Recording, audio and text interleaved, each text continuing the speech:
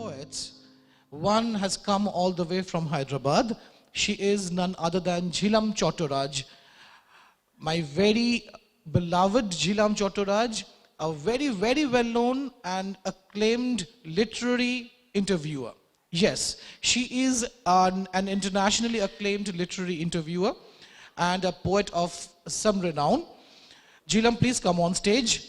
And she will be in conversation with another poet, Sarbajit Sarkar. And this session will be chaired by the fiction editor, poet, and critic, Amit Shankar Shaha. Amit, please come on stage. Sarbajit, all the best. And I'm handing the mic to Amit. Good afternoon. Today we have two poets in conversation. And I'm quite an odd man out here. So I'll just give a brief introduction and start the session, and then it's over to them. Already Jhelam C has been introduced by Dr. Kriti Sengupta. So just one point I want to make, apart from being a critic and poet herself, she also has a Facebook page where she promotes poetry called Access, Not a Poetry Review, where if you are on Facebook, you can just search for that page and like it. And you can, yesterday there were people who were speaking about mediocrity in poetry and all.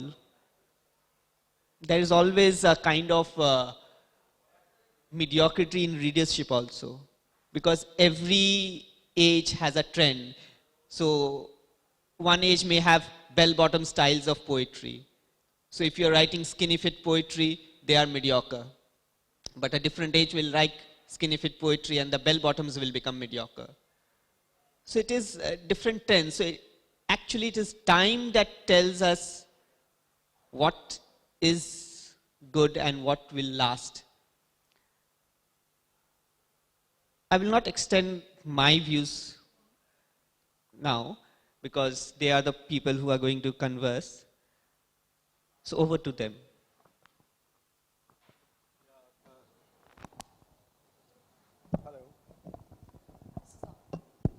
Hello. Yeah. Good morning and welcome to all the friends and guests who has come today. And thank you, Amit. Thank you, Kriti Sengupta. Thanks to Ethos. And of course, thanks to my your interviewer? No, I won't say an interviewer. I am practically scared of this lady. Firstly, because she is beautiful. Secondly, she has got a sharp-edged mind. Very, very sharp. And thirdly, she is an introspective reader of poems and poetry. These are the three things. I'm practically scared. What Dr. Sengupta says was correct. I was nervous. Anyway, let's start it like this. Okay, over to you, Jhelam. So, shoot. Good afternoon, everyone. Wonderful to be here with all of you once again. And thank you, Kiritida. Thank you, Amita, for that lovely introduction, for talking about excess as well. Of course, I agree with you that we all need to be very, improve our reading skills as well. And Sarbajit, don't be nervous. This is just the beginning. Not at all. It was just a... Yes, okay. let's all enjoy this conversation. We've titled this conversation Between Mutiny and Absurdity. And many congratulations for this wonderful book. And a review of it will be coming out on my Access page in December. So please look out for it. And I'll start with my first question. That is, while I was reading your book, all of the poems, as I've told you earlier, they seem to be highly emotional. I mean, of course, poems are about emotions, but in every poem I found, there is a core emotion that works. Some poems, some poets, they use wit, they use certain incidents or events, they deviate. But all of your poems, either it's anger, or it's grief, or it's anger again, a lot of anger. So I'm very curious to know about the emotional nucleus of this collection or the emotional origin. Okay, thank you. Yeah. Jhelam was right to say that Emotion plays a basic, as an essence, as a characteristics of all the work I do. I mean, whether it's poetry, whether it's my stories, whether it's my paintings, because what I look for in life as well as in my expression is an intensity of feelings, you can say. In a way, experiences are there, that is outside, but the waves that they generate inside me has to be intense, has to be very deep, and only then it's sort of breaking the barrier what in normal everyday life all people, most of the people that we maintain, that the barriers has to be broken, because we have received something. It has come from people outside, it has come from the atmosphere outside, it has come from the situations, the experience, whatever we have experienced. And at the same time, all these entire experience, the gamut of experiences, they have generated some kind of a constant, continuous flow of energy, waves, which needs to be expressed, because that's I believe that's a dialogue, that's a communication, that's a communion with the outside reality that I experience while in life. So if I talk about this book belongs to me as well as to the people who actually love me and constantly inspires me. One of them is Kirti Sengupta, the poet. I am a bilingual poet, where I have almost 7 books of poems which are in Bengali, in Bangla, that's my mother tongue, and I also have 3 short story collections which are in Bangla. It's not that I was not writing in English. Yes, I was writing in English, because my entire schooling, my entire growing up days, those were very, very, in a way, very anglicized. And I started with European literature first, and simultaneously I was reading Bengali, my mother tongue literature, vernacular literature, and that's how I grew up. So what happened was that Kirti Sengupta made that, he just pressed that trigger. He asked me that you write in English, put that in English. So that's how the collection came into being. Thank you. So on that note, on the note of emotion, your poem on Sita is, I found it to be quite, riveting. Would you like to read it out for the audience a little bit? Oh, and that then would be tell us great. how and the origin about the poem, or how did it come about? Okay. You could read first, I think. A bit of reading would be. I'll add one-liner before I read the poem. Just to give you an introduction, Sita is also a very favorite poem to Kirti Sengupta. He only insisted me that, no, this you should have in English also. I said, no, Bangla is enough. I have already done that. But anyway, this is not a translation job I did. What I did, I recreated the entire thing. In Bangla, it came in my earlier book, which is called Jadu Kori O Chitabag, and it again came in this book, which is Our Nights Were Born in the Streets. Not exactly based, but yes, it was there, somewhere hovering. English Sita is based on your Bangla Sita. Yeah, okay, yeah, to the core. So, a lot of things match. Anyway, should I read both the poems, Bangla and English? Okay.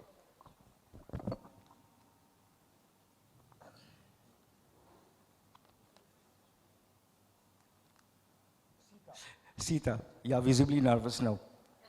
Sita, dear girl, don't trust a man who comes with his begging bowl. Don't ponder, is it love or money? Is it for your body or is it for a bowl of rice. It could be for your kindness or your forgiveness even. Forget it. Don't ascertain. It's no point what he is asking for. Just don't trust him anyways. Be careful, girl. You may cross the circle if you so wish, but check out before you do. See if he is carrying a bowl. Check if it's begging. Do check if he demands your wholeness before giving anything to you. And if you see he is promising everything, when he asks for your hand, you can be sure his bowl is already full with the chameleon lust of Ravana. In that case, you have nothing else to give except to lose yourself forever. Thank you. Thank you. Wonderful. So, ladies out there, if this advice comes from a man and a poet, take it. On that note, would you call yourself a feminist? Oh, no, not at all. I am not a feminist, but what I feel is that, I think there's a lot of poet who feels that there's a man and a woman who exists inside him. Some poets, they express that, they are able to express that. Some poets can't, or they don't want to express. But I feel if one has to be a poet, then he has to empathize with, not only with men. If I am bodily a man, physically a man, of course with the men, but at the same time, of course, with the women. Because we are only halves, and we want to make it full. That's it. So that's the basic idea. On that note, there's a lot of male bashing about poets and academics who, male academics who write about women or who write about feminism. Have you faced anything like that? Any kind of criticism? Once again, please. Can I? There's a lot of men bashing, men bashing other men when male academics or male poets write about women's experiences. Have you faced anything of that kind? Okay, that's an interesting question. No, I have heard this from others. So I'm just wondering. It might not be true, of course, in your case, but just wondering. No, not at all. I don't think it from that perspective. What I feel is that in women, there are men inside them where they follow the exact, what should I say, male chauvinist? No, I won't say male chauvinist. It's that aggression, that violence, that refusal to look at the tenderness in other people that exists in women. I've seen that. And it, of course, it exists in men also. Point is not whether a man or a woman will just what they bodily or physically they appear to be. What is interesting to me is that how they receive the emotions, how they respond to the how sensitive they are to the other people's emotions. That is very important to me. If it has aggression, if it has got violence, then obviously we call that a male-dominated world and a male aggression. And anything which refutes that, anything which protests against that, can simply be called feminism. But I don't believe, because when I read Beauvoir, or I read the other feminists so-called afterwards, I never, even in second sex, I never found that Beauvoir was talking about empathy. She was not talking about feminism, what do we understand nowadays. Some women moving their hand, keeping it up and going against the men. No, it's not like that. Thank you. I'll move on to my next question. You're a painter and a poet, and there are several ways you respond to reality and art. Could you tell us how realism, if we understand it as an aesthetic movement, influence your work? Okay, I'm not Role going... of realism, let me just simplify it, yeah. Okay.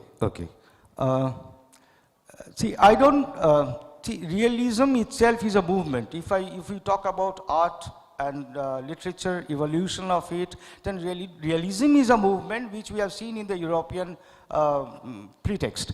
But here, that's not the point. The point is how I see reality.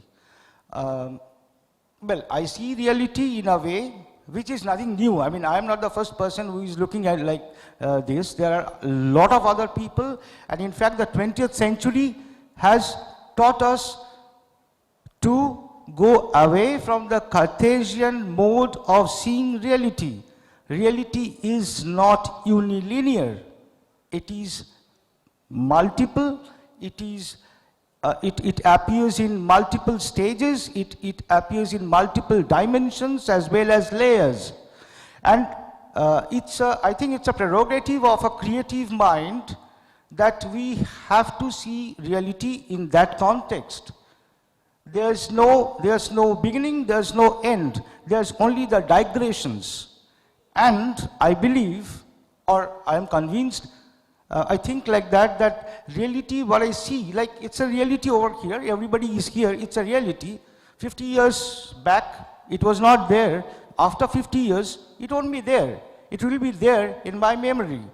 And that's where, or in other people's memory. So when we recall that, when we recollect that, we again build up this reality which existed sometime today.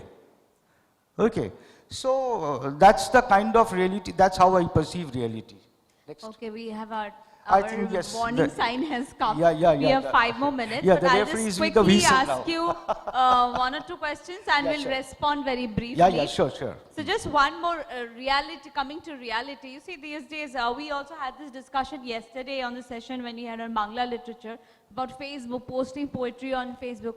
Do you think poets these days are under a pressure to talk about political events on Facebook? Is there a pressure? There are poets who update about political events and there are poets who don't. And there's a lot of bashing, criticizing going on. You guys are not responding, you are not doing this. If you're a social media person, you know, I do a lot of social media, I analyze things, I don't respond, I quietly observe. So I'm like the fly on the wall. So just on that note, do you think poets beyond their work?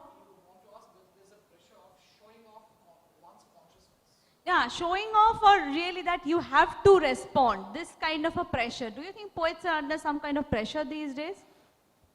I'll talk about my version with a metaphor. Poets are like graffitis on the wall.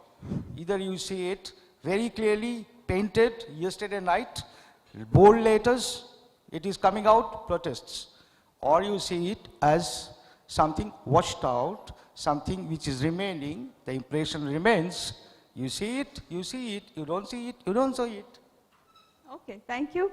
Last question. There is a rebel. You would like to read one poem? I think that's better to explain anything. One poem maybe. Sure, okay. Just the last question. Sure. So I found a lot of,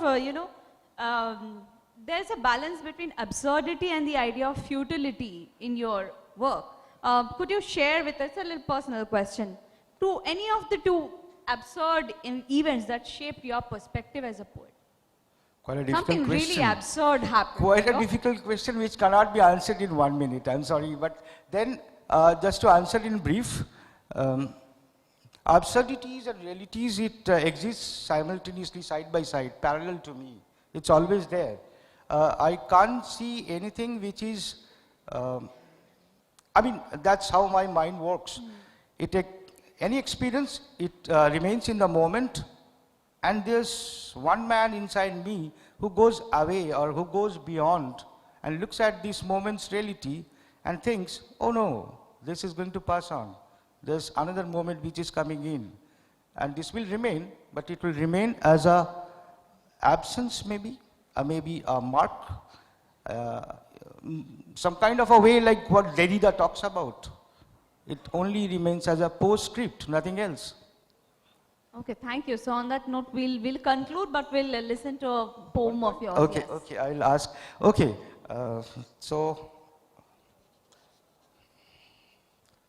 I'll hold this.